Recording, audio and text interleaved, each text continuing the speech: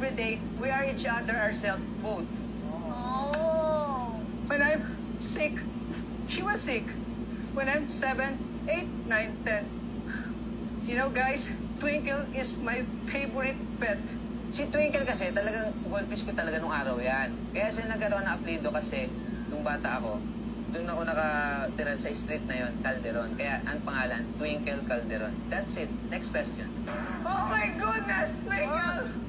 Ah! I miss my Twinkle!